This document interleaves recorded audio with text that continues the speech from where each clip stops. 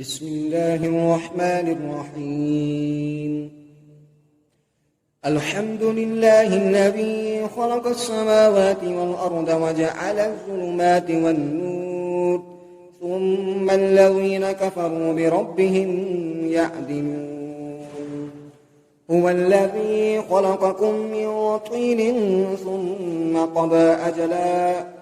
وأجل مسمى عنده ثم أنتم تمترون. وهو الله في السماوات وفي الأرض يعلم سركم وجهركم ويعلم ما تكسبون. وما تأتيهم من آية من آيات ربهم إلا كانوا عنها معرضين. فقد كذبوا بالحق لما جاءهم فسوف يأتيهم أنباء ما كانوا به يستهزئون. ألم يروا كم أهلكنا من قبلهم من قرن مكناهم في الأرض ما لم نمكن لكم وأرسلنا السماء عليهم مدرارا وجعلنا الأنهار تجري من تحتهم فأهلكناهم بذنوبهم وأنشأنا من بعدهم قرنا آخرين. ولو نزلنا عليك كتابا في قرطاس فلمسوه بأيديهم لقال الذين كفروا إن هذا إلا سحر مبين. وقالوا لولا أنزل عليه ملك ولو أنزلنا ملكا لقضي الأمر ثم لا ينظرون.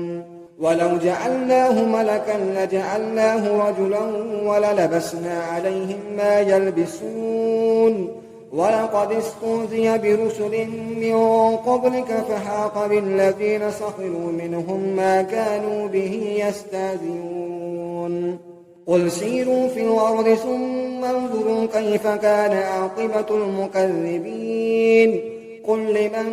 ما في السماوات والأرض كل لله كتب على نفسه الرحمة ليجمعنكم إلى يوم القيامة لا ريب فيه. الذين خسروا أنفسهم فهم لا يؤمنون. وله ما سكن في الليل والنهار وهو السميع العليم. قل أغير الله يتخذ وليا فاتر السماوات والأرض وهو يطعم ولا يطعم. قل إني أمرت أن أكون أول من أسلم ولا تكونن من المشركين. قل إني أخاف إن عصيت ربي عذاب يوم عظيم. من يصرف عنه يومئذ فقد رحمه وذلك الفوز المبين. وإن يمسسك الله بضر فلا كاشف له إلا هو وإن يمسسك بخير فهو على كل شيء قدير. وهو القاهر فوق عباده وهو الحكيم الخبير. قل أي شيء أكبر شهادة قل الله شهيد بيني وبينكم وأوحي إلي هذا القرآن لأنذركم به ومن بلغ. أئنكم لتشهدون أن مع الله آلهة أخرى قل لا أشهد. قل إنما هو إله واحد وإنني بريء مما تشركون. الذين آتيناهم الكتاب يعرفونه كما يعرفون أبناءهم الذين خسروا أنفسهم فهم لا يؤمنون. ومن أظلم ممن افترى على الله كذبا أو كذب بآياته إنه لا يفلح الظالمون. ويوم نحشرهم جميعا ثم نقول للذين أشركوا أين شركاؤكم الذين كنتم تزعمون. ثم لم تكن فتنتهم إلا أن قالوا والله ربنا ما كنا مشركين. انظر كيف كذبوا على أنفسهم وضل عنهم ما كانوا يفترون ومنهم من يستمع إليك وجعلنا على قلوبهم أكنة أن يفقهوه وفي آذانهم وقرا وإن يروا كل آية لا يؤمنوا بها حتى إذا جاءوك يجادلونك يقول الذين كفروا إن هذا إلا أساطير الأولين وهم ينهون عنه وينأون عنه وإن يهلكون إلا أنفسهم وما يشعرون ولو ترى إذ وقفوا على النار فقالوا يا ليتنا نرد ولا نكذب بآيات ربنا ونكون من المؤمنين بل بدا لهم ما كانوا يخفون من قبل ولو ردوا لعادوا لما نهوا عنه وإنهم لكاذبون وقالوا إن هي إلا حياتنا الدنيا وما نحن بمبعوثين ولو ترى إذ وقفوا على ربهم قال أليس هذا بالحق قالوا بلى وربنا قال فذوقوا العذاب بما كنتم تكفرون قد خسر الذين كذبوا بلقاء الله حتى إذا جاءتهم الساعة بغتة قالوا يا حسرتنا على ما فرطنا فيها وهم يحملون أوزارهم على ظهورهم ألا ساء ما يزرون وما الحياة الدنيا إلا لهب ولهو وللدار الآخرة خير للذين يتقون أفلا تعقلون قد نعلم إنه ليحزنك الذي يقولون فإنهم لا يكذبونك ولكن الظالمين بآيات الله يجحدون ولقد كذبت رسل من قبلك فصبروا على ما كذبوا وأوذوا حتى أتاهم نصرنا ولا مبدل لكلمات الله ولقد جاءك من نبأ المرسلين وإن كان كبر عليك إيرادهم فإن استطعت أن تبتغي نفقا في الأرض أو سلما في السماء فتأتيهم بآية ولو شاء الله لجمعهم على الهدى فلا تكونن من الجاهلين إنما يستجيب الذين يسمعون والموتى يبعثهم الله ثم إليه يرجعون وقالوا لولا نزل عليه آية من ربه قل إن الله قادر على أن ينزل آية ولكن أكثرهم لا يعلمون وما من دابة في الأرض ولا طائر يطير بجناحيه إلا أمثالكم ما فرطنا في الكتاب من شيء ثم إلى ربهم يحشرون والذين كذبوا بآياتنا صم وبكم في الظلمات من يشاء الله يضلل ومن يشاء يجعله على صراط مستقيم قل أرأيتكم إن أتاكم عذاب الله أو أتتكم الساعة أغير الله تدعون إن كنتم صادقين بل إياه تدعون فيكشف ما تدعون إليه إن شاء وتنسون ما تشركون ولقد أرسلنا إلى من قبلك فأخذناهم بالبأساء والضراء لعلهم يتضرعون فلولا إذ جاءهم بأسنا تضرعوا ولكن قست قلوبهم وزين لهم الشيطان ما كانوا يعملون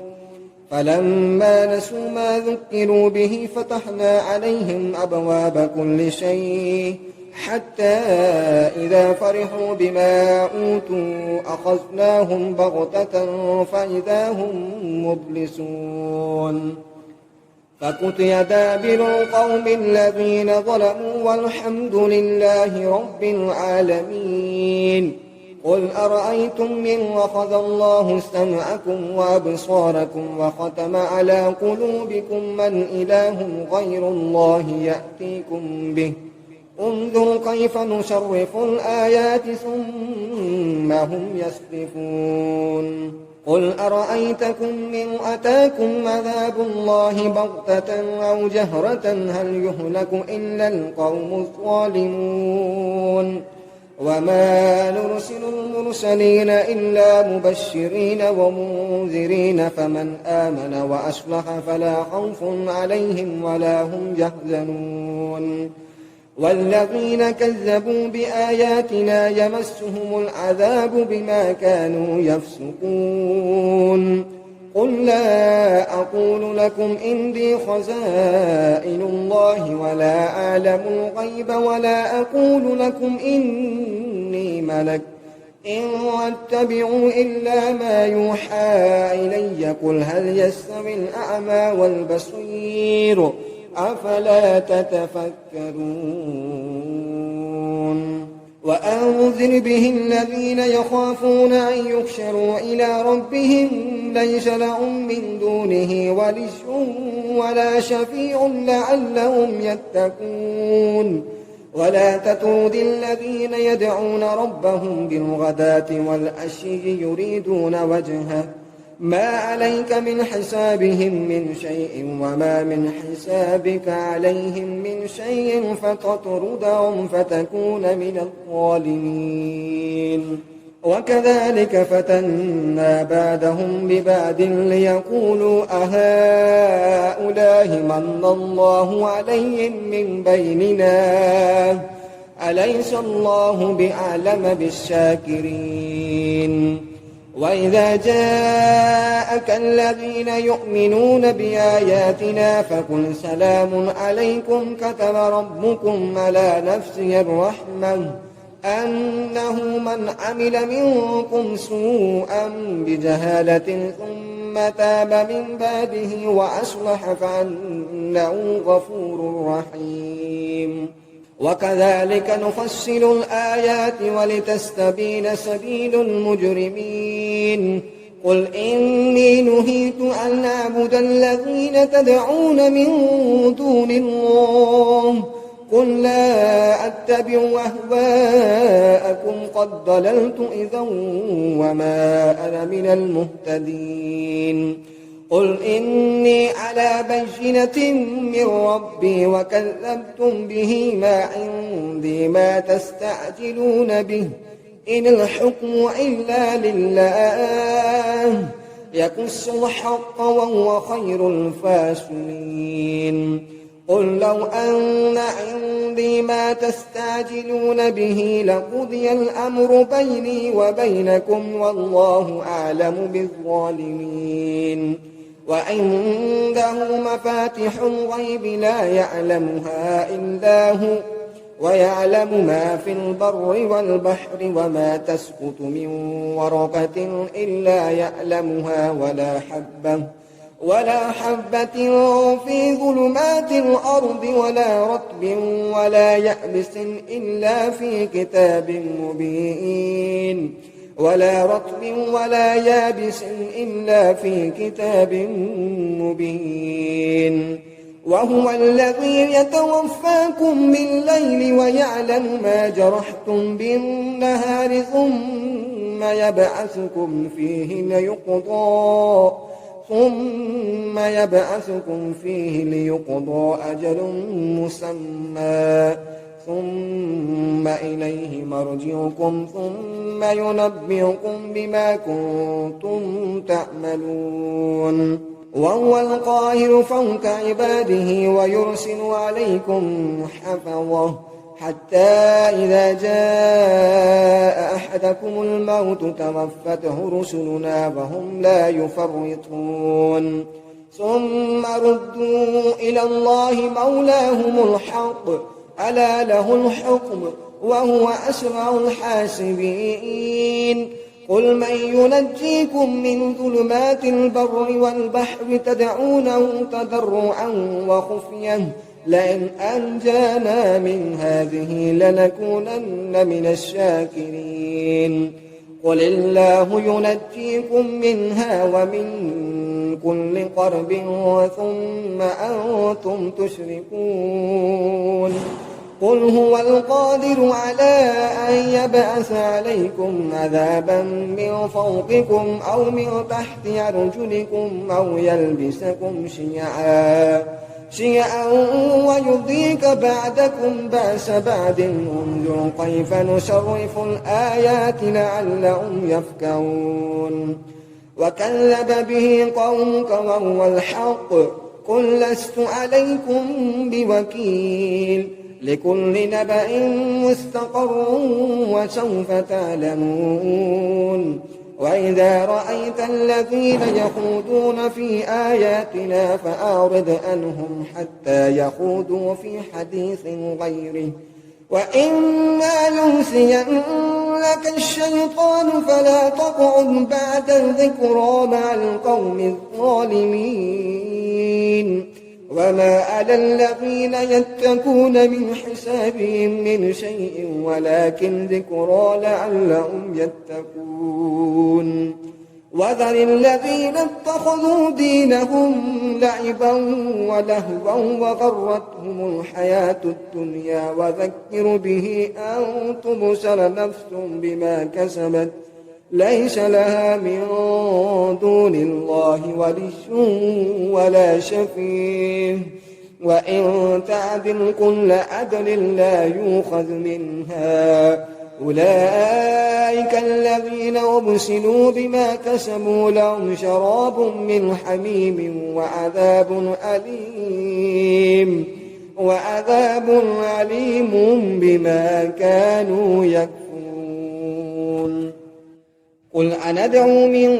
دون الله ما لا ينفعنا ولا يضرنا ونرد على أعقابنا بعد إذ هدانا الله كالذي استعوته الشياطين في الأرض حيران له أصحاب يدعونه إلى الهدى ائتنا قل إن هدى الله هو الهدى وأمرنا لنسلم لرب العالمين وأن أقيموا الصلاة واتقوه وهو الذي إليه تحشرون وهو الذي خلق السماوات والأرض بالحق ويوم يقول كن فيكون قوله الحق وله الملك يوم ينفخ في الصور عالم الغيب والشهادة وهو الحكيم الخبير وإذ قال إبراهيم لأبيه آذر أتتخذ أصناما آلهة إني أراك وقومك في ضلال مبين وكذلك نري إبراهيم ملكوت السماوات والأرض وليكون من الموقنين فلما جن عليه الليل رأى كوكبا قال هذا ربي فلما أفل قال لا أحب الآفلين فلما رأى القمر بازغا قال هذا ربي فلما أفل قال لئن لم يهدني رب لأكونن من القوم الضالين فلما رأى الشمس بازغة قال هذا ربي هذا أكبر فلما أفلت قال يا قوم إني بريء مما تشركون إني وجهت وجهي للذي فطر السماوات والأرض حنيفا وما أنا من المشركين. وحاجه قومه قال تحاجون في الله وقد هدان ولا أخاف ما تشركون به إلا أن يشاء ربي شيئا وسع ربي كل شيء علما أفلا تتذكرون. وكيف أخاف ما أشركتم ولا تخافون أنكم أشركتم بالله ما لم ينزل به عليكم سلطانا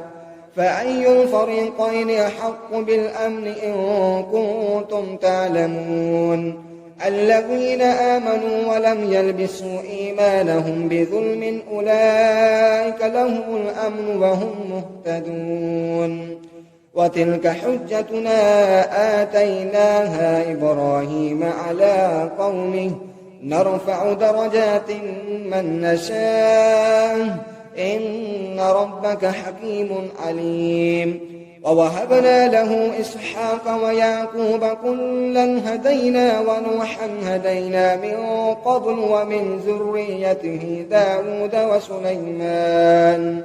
وسليمان وأيوب ويوسف وموسى وهارون وكذلك نجزي المحسنين. وزكريا ويحيى وعيسى وإلياس كل من الصالحين. وإسماعيل واليسع ويونس ولوطا وكلا فضلنا على العالمين. ومن آبائهم وذرياتهم وإخوانهم واجتبيناهم وهديناهم إلى صراط مستقيم. ذلك هدى الله يهدي به من يشاء من عباده ولو أشركوا لحبط عنهم ما كانوا يعملون. أولئك الذين آتيناهم الكتاب والحكم والنبوة فإن يكفر بها هؤلاء فقد وكلنا بها قوما ليسوا بها بكافرين. أولئك الذين هدى الله فبهداه مقتده قل لا أسألكم عليه أجرا إن هو إلا ذكرى للعالمين. وما قدر الله حق قدره إذ قالوا ما أنزل الله على بشر من شيء قل من أنزل الكتاب الذي جاء به موسى نورا وهدى للناس تجعلونه قراطيس تبدونها وتخفون كثيرا وعلمتم ما لم تعلموا أنتم ولا آباؤكم قل الله ثم ذرهم في خوضهم يلعبون. وهذا كتاب أنزلناه مبارك مصدق الذي بين يديه ولتنذر أم القرى ومن حولها والذين يؤمنون بالآخرة يؤمنون به وهم على صلاتهم يحافظون. ومن أظلم ممن افترى على الله كذبا أو قال أوحي إلي ولم يوحى إليه شيء ومن قال سأنزل مثل ما أنزل الله ولو ترى إذ الظالمون في غمرات الموت والملائكة باسطوا أيديهم أخرجوا أنفسكم اليوم تجزون عذاب الهون بما كنتم تقولون على الله غير الحق وكنتم عن آياته تستكبرون. ولقد جئتمونا فرادا كما خلقناكم أول مرة وتركتم ما خولناكم وراء ظهوركم وما نرى معكم شفعاءكم الذين زعمتم أنهم فيكم شركاء لقد تقطع بينكم وضل عنكم ما كنتم تزعمون. إن الله فالق الحب والنوى يخرج الحي من الميت ومخرج الميت من الحي ذلكم الله فأنى تؤفكون فالق الإصباح وجعل الليل سكنا والشمس والقمر حسبانا ذلك تقدير عزيز عليم وهو الذي جعل لكم النجوم لتهتدوا بها في ظلمات البر والبحر قد فصلنا الآيات لقوم يعلمون وهو الذي أنشأكم من نفس واحدة فمستقرا ومستودع قد فصلنا الآيات لقوم يفقهون وهو الذي أنزل من السماء ماء فأخرجنا به نبات كل شيء فأخرجنا منه خضرا نخرج منه حبا متراكبا ومن النخل من طلعها قنوان دانية وجنات من أعناب والزيتون والرمان متشابها وغير متشابه انظروا إلى ثمره إذا أثمر وينعه إن في ذلكم لآيات لقوم يؤمنون وجعلوا لله شركاء الجن وخلقهم وخرقوا له بنين وبنات بغير علم سبحانه وتعالى عما يصفون بديع السماوات والأرض أنى يكون له ولد ولم تكن له صاحبة وخلق كل شيء وهو بكل شيء عليم ذلكم الله ربكم لا إله إلا هو خالق كل شيء فاعبدوه وهو على كل شيء وكيل لا تدركه الأبصار وهو يدرك الأبصار وهو اللطيف الخبير قد جاءكم بصائر من ربكم فمن أبصر فلنفسه ومن عمي فعليها وما أنا عليكم بحفيظ وكذلك نصرف الآيات وليقولوا درست ولنبينه لقوم يعلمون اتبع ما أوحي إليك من ربك لا إله إلا هو وأعرض عن المشركين ولو شاء الله ما أشركوا وما جعلناك عليهم حفيظا وما أنت عليهم بوكيل ولا تسبوا الذين يدعون من دون الله فيسبوا الله عدوا بغير علم كذلك زينا لكل أمة عملهم ثم إلى ربهم مرجعهم فينبئهم بما كانوا يعملون وأقسموا بالله جاد أيمانهم لئن جاءتهم آية ليؤمنن بها قل إنما الآيات عند الله وما يشعركم أنها إذا جاءت لا يؤمنون ونقلب أفئدتهم وأبصارهم كما لم يؤمنوا به أول مرة ونذرهم في طغيانهم يعمهون ولو أننا نزلنا إليهم الملائكة وكلمهم الموتى وحشرنا عليهم كل شيء قبلا ما كانوا ليؤمنوا إلا أن يشاء الله ولكن أكثرهم يجهلون وكذلك جعلنا لكل نبي عدوا وشياطين الإنس والجن يوحي بعضهم إلى بعض زخرف القول غرورا ولو شاء ربك ما فعلوه فذرهم وما يفترون ولتصغى إليه أفئدة الذين لا يؤمنون بالآخرة وليرضوه وليقترفوا ما هم مقترفون أفغير الله أبتغي حكما وهو الذي أنزل إليكم الكتاب مفصلا والذين آتيناهم الكتاب يعلمون أنه منزل من ربك بالحق فلا تكونن من الممترين وتمت كلمة ربك صدقا وعدلا لا مبدل لكلماته وهو السميع العليم وإن تطع أكثر من في الأرض يضلوك عن سبيل الله إن يتبعون إلا الظن وإن هم إلا يخرصون إن ربك هو أعلم من يضل عن سبيله وهو أعلم بالمهتدين فكلوا مما ذكر اسم الله عليه إن كنتم بآياته مؤمنين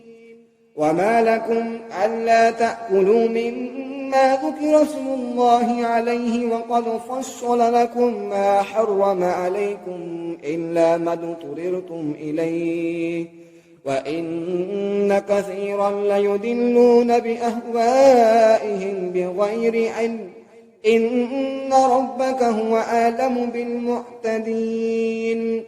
وذروا ظاهر الإثم وباطله إن الذين يكسبون الإثم سيجزون بما كانوا يقترفون ولا تأكلوا مما لم يذكر اسم الله عليه وإنه لفسق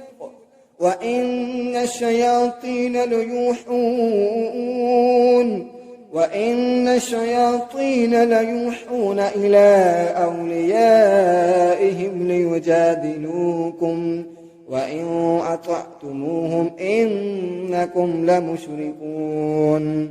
أومن كان ميتا فأحييناه وجعلنا له نورا يمشي به في الناس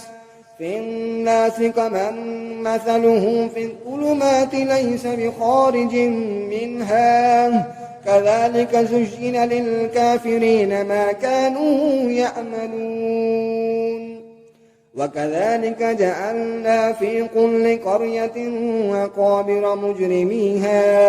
مجرميها ليمكروا فيها وما يمكرون إلا بأنفسهم وما يشعرون وإذا جاءتهم آية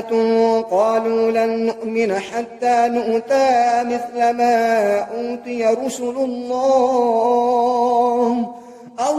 أعلم حيث يجعل رسالته سيصيب الذين أجرموا صغار عند الله وعذاب شديد بما كانوا يمكرون فمن يرد الله أن يهديه يشرح صدره للإسلام ومن يرد أن يضله يجعل صدره ضيقا حرجا كأنما يصعد في السماء كذلك يجعل الله الرجس على الذين لا يؤمنون وهذا صراط ربك مستقيما قد فصلنا الآيات لقوم يذكرون لهم دار السلام عند ربهم وهو وليهم بما كانوا يعملون ويوم يحشرهم جميعا يا معشر الجن قد استكثرتم من الإنس وقال أولياؤهم من الإنس ربنا استمتع بعدنا ببعض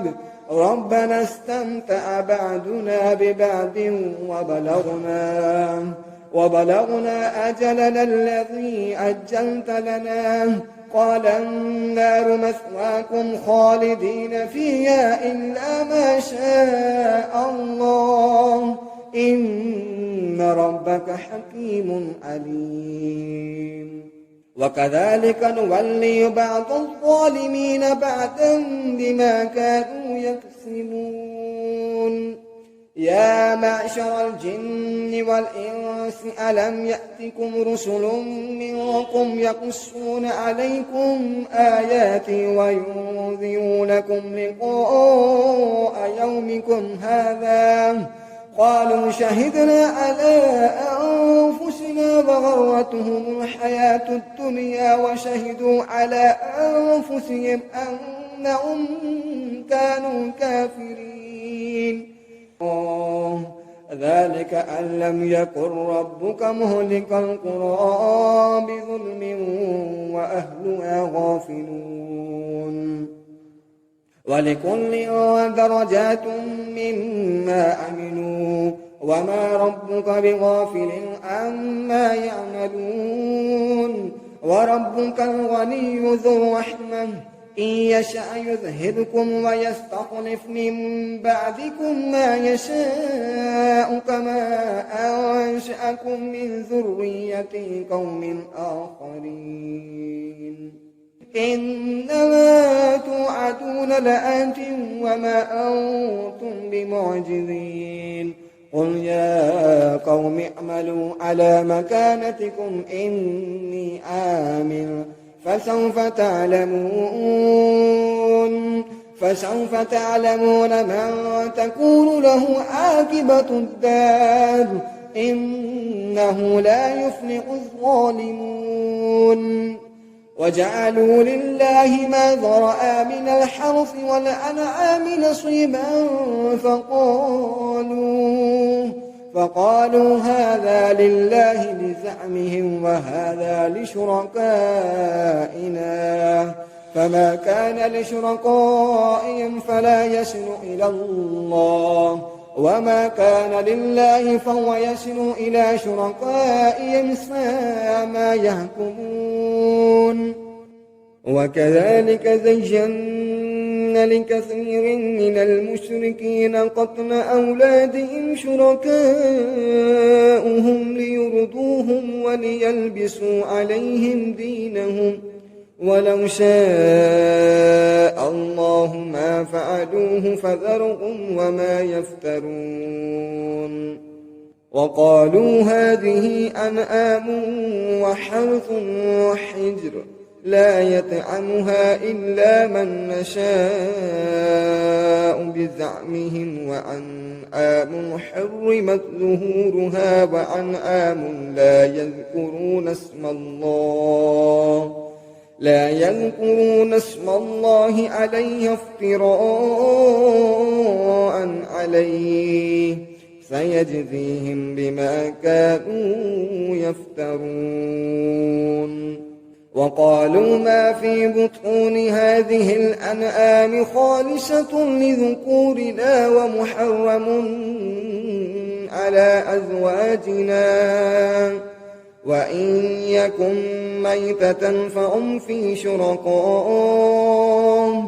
وإن يكن ميتة فهم فيه شركاء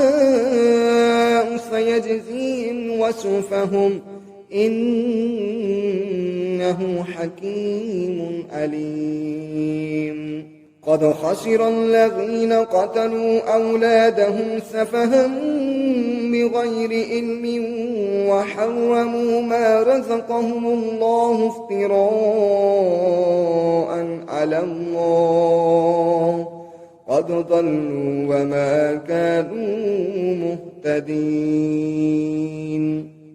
وهو الذي أنشأ جنات معروشات وغير معروشات والنخل والزرع مختلفا كله والزيتون والرمان متشابها وغير متشابه كلوا من ثمره إذا أثمر وآتوا حقه يوم حصاده ولا تسرفوا إنه لا يحب المسرفين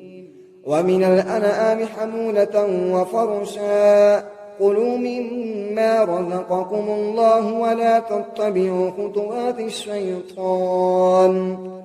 إنه لكم عدو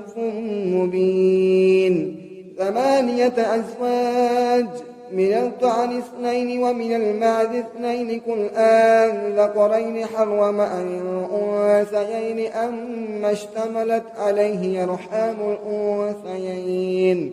نبئوني بعلم إن كنتم صادقين ومن الإبل 2 ومن البقر 2 قل أذكرين حرم أم الأنثيين أما اشتملت عليه أرحام الأنثيين أم كنتم شهداء إذ وصاكم الله بهذا فمن أظلم ممن افترى على الله كذبا ليضل الناس بغير علم إن الله لا يهدي القوم الظالمين قل لا أجد فيما أوحي إلي محرما على طائم يطعمه إلا أن يكون ميتة أو دما مسفوحا أو لحم خنزير فإنه رجس أو فسقا أهل لغير الله به فمن اضطر غير باغ ولا عاد فإن ربك غفور رحيم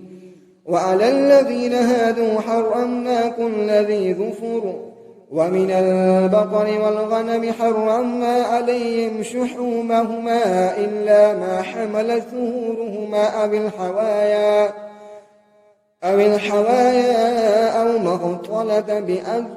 ذلك جزيناهم ببغيهم وإنا لصادقون فإن كذبوك فقل ربكم ذو رحمة واسعة ولا يرد بأسه عن القوم المجرمين سيقول الذين أشركوا لو شاء الله ما أشركنا ولا آباؤنا ولا حرمنا من شيء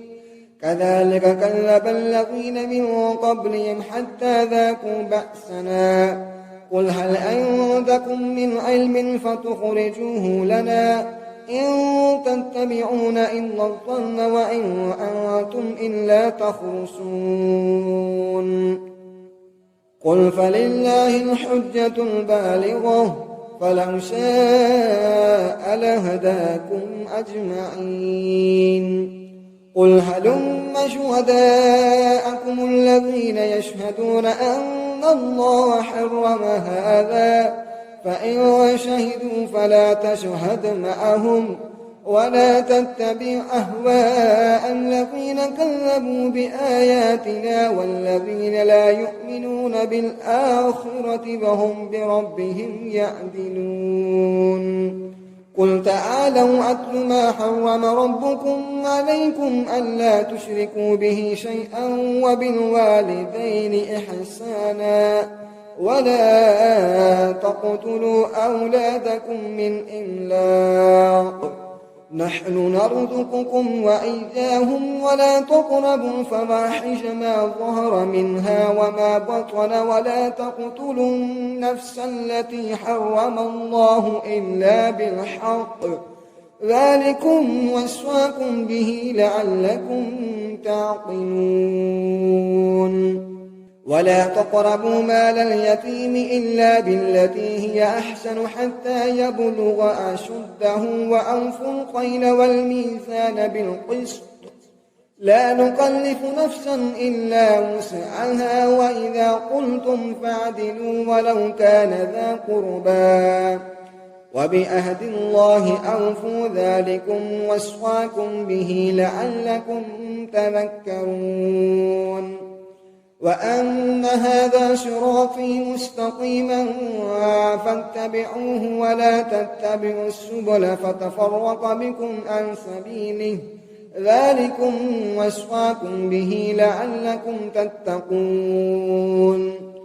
ثم آتينا موسى الكتاب تماما على الذي أحسن وتفصيلا لكل شيء وهدى ورحمة لعلهم بلقاء ربهم يؤمنون وهذا كتاب أنزلناه مبارك فاتبعوه واتقوا لعلكم ترحمون. أن تقولوا إنما أنزل الكتاب على طائفتين من قبلنا وإن كنا عن دراستهم لغافلين. أو تقولوا لو أنا أنزل علينا الكتاب لكنا أهدى منهم فقد جاءكم بينة من ربكم وهدى ورحمة فمن أظلم ممن كذب بآيات الله وصدف عنها سنجزي الذين يصرفون عن آياتنا سوء العذاب بما كانوا يصرفون. هل ينظرون إلا أن تأتيهم الملائكة أو يأتي ربك أو يأتي بعض آيات ربك يوم يأتي بعض آيات ربك لا ينفع نفسا إيمانها لم تكن آمنت من قبل أو كسبت في إيمانها خيرا قل انتظروا إنا منتظرون. إن الذين فرقوا دينهم وكانوا شيعا لست منهم في شيء إنما أمرهم إلى الله ثم ينبئهم بما كانوا يفعلون. من جاء بالحسنة فله عشر أمثالها ومن جاء بالسيئة فلا يجزى إلا مثلها وهم لا يظلمون. قل إنني هداني ربي إلى صراط مستقيم دينا قيما ملة إبراهيم حنيفا وما كان من المشركين. قل إن صلاتي ونسكي ومحياي ومماتي لله رب العالمين لا شريك له وبذلك أمرت وأنا أول المسلمين. قل أغير الله أبغي ربا وهو رب كل شيء ولا تكسب كل نفس إلا عليها ولا تجر وازرة وزر أخرى ثم إلى ربكم مرجعكم فينبئكم بما كنتم فيه تختلفون. وهو الذي جعلكم خلائف الأرض ورفع بعضكم فوق بعض درجات ليبلوكم فيما آتاكم إن ربك سريع العقاب وإنه لغفور رحيم.